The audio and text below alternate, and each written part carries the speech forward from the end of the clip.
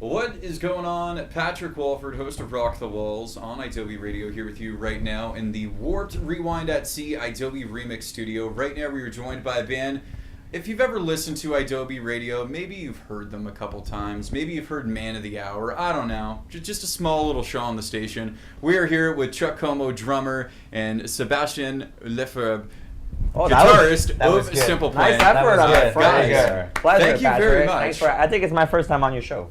Yeah, it's about time. It's been a long, I've been waiting for that invitation for a long time. I think Jeff and I were on your show. 10 years ago, maybe. It was like 6 or 7 years ago. I think it was just as you guys were releasing "Get Your Heart On" in 2011. All right. Yeah, I think it was actually the weekend where you guys were playing the MMVAs, like just before it came out. Nice. That's possible. Yeah, for sure. But for you guys, just how's everything going? First cruise that you guys have been on. Yeah. Just what's it been like the last couple of days for you guys? It's been pretty good. Honestly, I'm not gonna lie. I didn't know what to expect coming on a cruise. I've never done that before, and a little scary. I was kind of expecting to not love it, and I loved it. Yeah, so I'm very happy about that. I think everybody is like, "Wow, man, this really turned out great," and the vibe, the people, the shows have been really awesome. We have awesome reaction every time we played, and what's even cooler is just walking around the boat and having so many people come up, and not in like a annoying, weird way, more in a really genuine people coming up and saying how much the music has meant to them and how cool it is that we're here and that they get to do this, and this is a special moment for them. It's you can tell. I mean, this is not something you do on a whim, like in 5 seconds. Like you have, some people have to save money for this and they have to get off work, and it's like they really made it like a big event in their lives, and I think it has meant a lot for them to be that all their favorite bands are here and they're really enjoying it, and it's been cool to have a chance to because we just walk around, we talk to everybody, and we got people are just loving this thing. And I went to see a lot of shows. I saw Face to Face, I saw American Hi-Fi, I saw Story of the Year, I saw who else did I see? Lit, I saw a little bit of Lit, I saw Good Charlotte. And there's just so many cool bands on here. Yeah, definitely. Now, for you guys and getting to play, the 2 electric sets, the 1 acoustic set and whatnot, I mean, as you guys seen, the crowds for you guys, Good Charlotte, very big, very, very filled out and whatnot. But just from, not only playing the shows, but also being on the ship the last couple of days, what would you guys say is kind of your favorite or your most memorable moment, something that, you'll remember, for years, after you get off this cruise? Well, there was a helicopter that came by. I don't think I'm going to remember. No, I'm kidding. Probably the acoustic set. I don't know. There was just something about that just. I agree. Like we've had all our three of our sets were really good. Our first set we did the first album set. We just played the whole first album, because it's from when Warped Tour started. That's when. Yeah. And then our second electric set was just kind of like a mix. That's the one we did today. Today it was amazing. But the acoustic set was just like a little bit more intimate. It's kind of like a different vibe. It's a lot more casual, And then Chuck was there, like filming the whole show and like taking pictures. I was watching my favorite band. Yeah, see, there you go. I don't get to do that often, Yeah. So it was cool. I mean, thanks that your best moment was the moment I didn't play with you. No, but that's not why. That's not I understand why. It was cool. The vibe was cool. I can't believe that you have a theater like that. Yeah. On the ship. So many venues on a ship. It's such a it is like if it was in New York City, it'd be like a legit great music venue, but it's on a moving ship, in the open water. It's crazy. And a nice theater, and like people, we got them, like when the bands do acoustic, usually it's everybody's sitting down, and we got them to all stand up. They were like going crazy, and it was, I think we've done a lot of those acoustic thing, and these guys, to their credit, like they really make it fun as opposed to being like some bands don't like really doing the acoustic. It's a little weird, and we really turned into a party, and I think that it was fun to see it, and there was some really nice emotional moments too with the more like we played some songs that we don't play very often. They're a little bit more emotional and everything. So it was that was probably my favorite moment. Yeah, it's a lot of fun.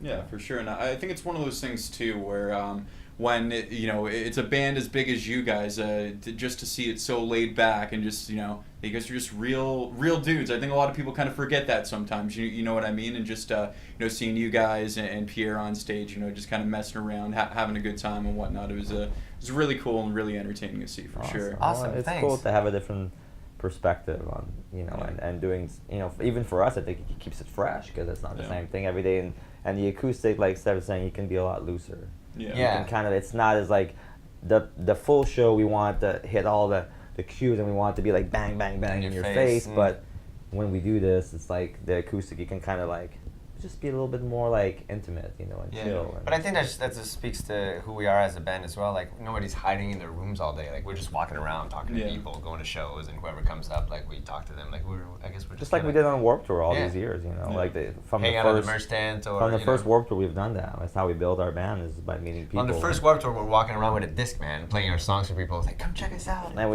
we would write on the like, smallest stage ever. We would write on on Sharpie, like whatever, like I forget the name of the stage, but with Ernie Ball stage, the Volcon stage at like 1:45 p.m. and we would like literally give people little flyers every day. Yeah. When we found out the stage time, we would go and like we'd play them the songs and convince them to come and see us. And like every band all day had like maybe 8 people, 9 people, and then when we came up, it was like 1,000 people showed up, and the security was like, "What the fuck is this? Why is this band on this stage?" Nobody knows them, but you know that's how we built what we were able to build. It's cool.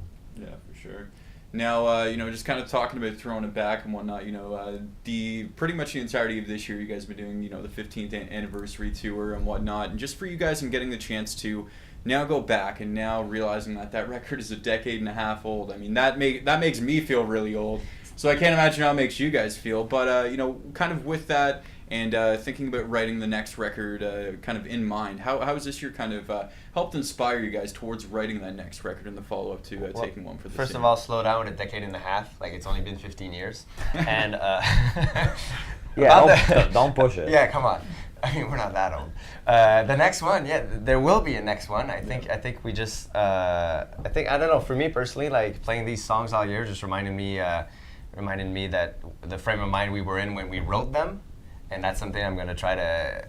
I think we should try to carry when we start writing the next album as well. You know, it's about the melodies. It's just about, you know, making sure that there's a lot of emotion and a lot of honesty in the songs, which is basically something we've always done, actually.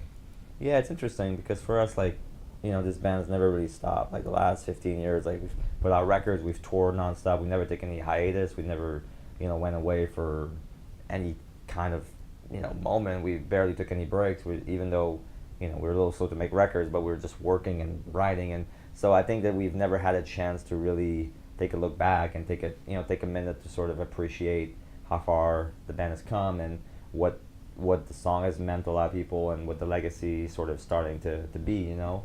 And the only time we did is when we put out our book. We did like this coffee table book that was the whole history of the band, and that's probably one of the only time in our history where we actually took a step back and said, hey, let's take a minute to kind of celebrate where we're at. It was a 10-year anniversary. Now 15 years, it's, you know, we thought it would be cool to take a year to, you know, for us, but also for the fans, because I think the fan, even more than us, like, you know, they wanted this and they asked us to do this, and we were kind of like, we were not sure about it at first. We were like, I don't know, man. We thought we'd do one tour, you know, like that's it, but then we just kept going. And even the idea of just doing one tour was like, we were kind of playing with it for a long time, not sure that we should do that. And then we started doing it and we saw the reaction and we saw how much it meant to the people that were coming to the shows, to the fan, and we saw how much fun we were having playing these songs, and it just kind of became this thing where it became a whole year of it. And as soon as we're done, like, we're gonna wrap things up around, I think, like March, and then at that moment we're gonna start making a new record. So, and then we're gonna get back into touring and normal, and you know, less like the special anniversary thing, and just do it like a regular Simple Plan tour, you know. Yeah. But it's been cool to have that chance to be able to sort of just appreciate, you know, the fact that we're still here. It's still the same guys. The songs still stand up. They still mean a lot to people, and they still hold their, like, you can still, like, I'm not embarrassed to play any of these songs, you know what I mean? They have stood, you know, the test of time for a lot of people and for us. Even My Alien, you know, with all the space exploration going on these days, like, that song is just more real than current, ever. Yeah, definitely. With the Tom DeLonge thing, he's like, Elon Musk and SpaceX and all that. True. Yeah, definitely. And yeah, you know, kind of with that in mind, and, you know, obviously over the years you guys have played, you know, some of these songs, they've always been in the set list no matter what, but for you guys getting to go back and play some of those songs that you don't always get to play, for you guys, was there, you know, a certain song in particular off the album that when you guys revisited and started playing it for the first time, you go, damn, like, I really enjoy this song. I wish, you know, we would have played it more over these past 15 years. One Day for me. One Day? Yeah, because we basically played for like the first maybe year. Because when you're the first year you come out as a band, like you don't have when you start headlining, you got to play their whole record. Yeah, you play it every you don't song have you anything have. else. So we were playing it, and for a while we just kind of pushed it aside and never played again. And I just like the song. I like the groove of it. It's different for us, so yeah, I like that one. For me, it's the worst day ever, I think. Oh, that's a good one. Yeah, it's a lot of fun, high energy, and that was actually one of the songs on our very first demos that we used to pass around at shows before we made the first album. Yeah. And we were playing Edgefest once, and I guess a lot of people had the demo because when we got to the little quiet chorus, like the whole crowd started singing. We're like, holy shit, how do these people know us? Like, we only have this one little demo with 3 songs on it. I think I'm Just a Kid, Worst Day Ever, and was it an old version of I Do Anything? When I'm With You. When I'm With You it was, yeah, there you go. Demo version, of course. Yeah, that was cool. Damn, man, that's absolutely crazy. And, you know, just for you guys and kind of when you were coming up as a band in Montreal and whatnot, just obviously just seeing how things have kind of changed with the internet and whatnot. It doesn't really matter where you're from now, for the most part. Like, if you're from whichever city in North America, you know what I mean, social media, all that stuff, your band's going to get discovered if people are into it, you know what I mean? But for you guys kind of just growing up in Montreal and, you know, promoting there and whatnot, and then just seeing, you know, releasing, you know, I'm Just a Kid as a single, and obviously that song, you know, being basically the theme song to the movie The New Guy and whatnot, and just how big that was. Just for you guys, what was that like in 2002, 2001, just kind of starting to, you know, tour around Quebec and tour around Ontario, and then eventually, you know, as it started to hit radio and whatnot, getting the opportunity to go down to the States and do things like Warped Tour and whatnot. I think Toronto was one of the first cities that showed us a lot of love because we were making our album there. We got a few festival spots around Toronto, and I think our name sort of got out there. And we got to open up for a lot of bands. Yeah, a lot of cool bands too. Yeah, like American Hi-Fi was like one of the first tour we ever did, and then we got to play with Goldfinger. Yeah, and Gob before the record came out, and Mighty Boss Stones. That was right so after, like we did all that stuff, and that's how we started to build. But I would say for me, like, we've always had that ambition. Like Montreal was not like, obviously it's not like being in New York or LA or whatever, but it never felt like it was going to be a problem or like a limitation for us. We always had our eyes set on being a band that would be heard around the world. And at the time, Napster was just starting, so it was you started to get this thing where people could hear your music wherever they were, and they didn't have to physically have the CD. And one of the biggest bummer for me was when my first band was called Reese. That was like a punk rock band. We were signed to Cargo Records, but we didn't have any, like, no CDs outside of Canada, basically. So we'd get all these letters from people, and we started to get a little bit of a buzz, and, you know, we played with, like, Face to Face and Good Riddance and Blink-182 and all that, and Pennywise, and people started to hear about us. We did, like, little interviews and zins, and people would be like, I'm in Australia, and I don't know where to find your music. How can I get your music? And back then it was like mail order, literally. And I was like, when we do our next band, because at that point the band has sort of disbanded, like, I don't ever want to be in a position where people can't hear our music. And to contrast it with now, it is different, because now you put something on YouTube or on Spotify, everybody hears it in 1 second. But back then, it was truly all about, you had to have like distribution. You had to be on a major label, and that's why it was so important for us to sign to a U.S. label, because we knew that was the only way that we would be able to be heard in the States, but also around the world. And we did everything we could. We played so many shows. We did so many demos. You know, just to get past that step and to be able to accomplish that. That was a starting point, you know.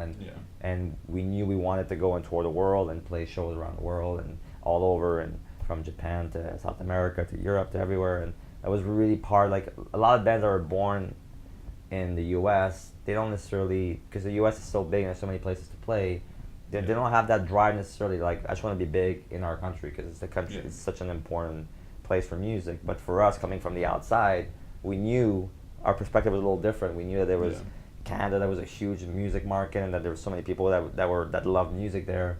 And we just had to take a little bit more of a global vision, that we wanted to go and tour around the world. It was cool. We were curious. We wanted to go travel. And that made a big difference. And even today, we still enjoy, like, incredible fan base around the world that we've built by going there, you know, and playing and touring. We're very lucky about that. Yeah, and you know, because for a while in the U.S., you know, it slowed down a little bit. Now, this last few years, you know, it's been incredible, like, to see the fans coming back and the shows getting bigger and bigger, and it's been so rad to write that and to be, you know, be able to do that. But all along, even when the U.S. was kind of, maybe like, kind of running away a little bit from us, we had everybody around the world that was still supporting the band. So I would say in a way it saved our career, Yeah, for sure. Because I mean, when you think about it too, for anybody out there watching or listening to this who doesn't know, I'm also Canadian, and as both of you guys know, there's so many bands that where they're Canadian, they could absolutely kill it in Canada, but for whatever reason or another, they just can't break anywhere else, in the world. They could never cross that border, So it's just to kind of focus on the United States. Another Canadian band who kind of did a similar thing was Silverstein. In their early years, they focused primarily on touring the States really heavily in order to kind of get the name out there, because it kind of seems like if a Canadian band goes down and tours in the States and makes it in the States, then suddenly it's like kind of a little bit more cooler for Canadians to like them for right. Yeah, there you go. So. Although I would say like now, like when we came out, it was us. It was Sum 41. There was there were some bands that were like there was like a little Avril. There was like a wave of big Canadian artists. Now I would say it's more than ever. You look at Justin Bieber. You look at Drake. The Weeknd. It's like they got like massive Canadians artists. Rule the world right now, basically. The music pop world for sure. From Canada, which is rad. But I mean, for us at the time, it was a little harder, and we really had to do that. It was barely starting. We had to get out of, and obviously we still.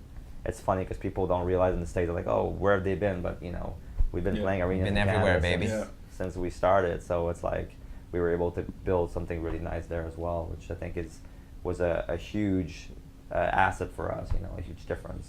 Yeah, definitely. Been good. Definitely, for sure. If you don't know, now you know. You know. For sure. Now, just as far as it goes for you guys, and just kind of just talking a little bit more, just kind of about writing towards the next album and whatnot. Just over these past couple albums, we've seen a lot of collaborations that you guys have done with other artists and whatnot. But just seeing kind of how much stuff has kind of shifted, kind of within the pop world and just other kinds of music. Who are some other artists just that have kind of broken over these last couple of years that now, when it's going to come time for you guys to write a new record, that you guys would really like to possibly collaborate with or have on the track? Someone new. We're kind of like working our way toward through all the bands that we wanted to work with the last three albums. We've been saying Pink for a long time, and she still hasn't called back. So hopefully she's watching this one. Call us. I hear she's a big fan, so I'm sure she is. And who else? Well, I don't know. I really don't know. It's been fun. Because in pop punk, we got lucky. I mean, we got if you look at our track record, first record, we got Joel from Good Charlotte, Mark from Blink. That was amazing. Then on the fourth record, we got Alex from All Time Low, and we got Rivers from Weezer. Come on. On this last record, we got Jordan. We got Jordan from Newfound Glory, which is amazing. I'd love to get Joey Cape. Joey Cape. We've been talking about that for a long time. Lead singer from Lagwagon. That'd be amazing. It's like that band Lagwagon has been a huge influence. People probably going like, what, really? But he's a friend too. Yeah. And he's been really nice to us and everything. We did Bunk Spring in Japan with them and Weezer and One OK Rock. We did a song with them. Yeah, that's right. But Joey K would just always show up in our dressing room to drink our beer because I don't think they had enough in theirs. So he'd just always come and, hey guys, how's it going? Grab one of our beers, sit down. Maybe he wasn't really our friend. Maybe he was just friends with our beer. But I'll take it. That'd be rad. I would like that. Yeah. Yeah, for sure. Yeah. And just as far as plans coming up for you guys, just after we dock up to New Orleans tomorrow and whatnot, just what are you guys going to be up to for the rest of 2017 and going into 2018 all around the world? Well, we're just going into our Mexican tour right after this, so we're going back to Mexico, really. Yeah, basically, I don't know what we're doing here. And then after that, we've got a little bit more of a U.S. show because the Texas shows when we were there got postponed because of Hurricane Harvey that was coming in, so we're going back there, added a few dates, work our way up to a charity show in Montreal, and then we're off for Christmas, and then a couple things next year are lining up. And mostly it's the next album we're gonna have to work on. We haven't said it officially, but there's two places that are really important to us that we haven't been with this anniversary with the tour. Yeah. So South America and Brazil and in particular. Yeah. So we need to go there. We're working on that in Australia. It'd be fun to take the tour there. We have a lot of Australians are on the boat that come to see us. So these are the last two places that we need to go, and after that we're gonna make a new record. Awesome. Great to hear. And Seb, I know Man of the Hour just kicked off another season. Yes. You just want to tell Season everyone. 246, right? Season 24 now. It's season 24, and I think we're halfway through at this point. But as soon as I get back home after Mexico, I'm getting back in the studio with Patrick and just shooting the shit and talk about everything that happened here and all that. So that's going to be on the show. Look forward to that. So how many years have you been doing the show? Probably 12 years. So 2 seasons a year. 2-3 seasons a year. Yeah. Okay. Yeah, about three. About 3. All right. So 30 episodes a year. Yeah. Nice. It's pretty good. Yeah, for sure. And It's all right. It's all right. Yeah, I would say so. I mean, It's pretty good. Yeah, sure. Clap it up. What are Extra you claps. gonna do for the special 25th season? I mean, it's got to pop. Oh, is that off, special? obviously. See, for us, if the Yeah. special season was the 21st season, because the show could finally drink. Yeah, in the true, States, yeah. you know? Well, now I guess for the 25th season, you can finally, rent a car. Rent a car. Yeah. Okay. So that's gonna be the theme for the next There you season, go. man. True. We can finally rent a car. That's gonna be it. Love it. For Yeah. sure. Awesome. Awesome. Well, guys, thanks a lot for joining me today here in the Warped Rewind at Sea idobi Remix Studios. I really appreciate That's it for a your mouthful. time. This is just Yeah. a room. This is not a remix studio. It's just like a room on the boat. It's a remix studio, I guess. Yeah. It's pretty cool. Good name. It's pretty cool. cool name. you guys It's have cool that. name. Yeah. Yeah. I love it. Yeah, I absolutely agree. Go and check out all our interviews from here on the boat. Do it. Down here at our YouTube channel, we got a bunch of other great ones with bands like Story of the Year, Will from Cartel, and Kenny from the Starting Line doing one together, as well as Medina Lake, Kevin Lyman, and a couple others. So check that out on the idobi YouTube channel. And stay tuned. Thanks a lot once again, guys. No, It's thank you. great as Take always care. to have you guys. Right on. Thanks very much. Sebastian. Oh, thanks, Chuck. Good job. That was great.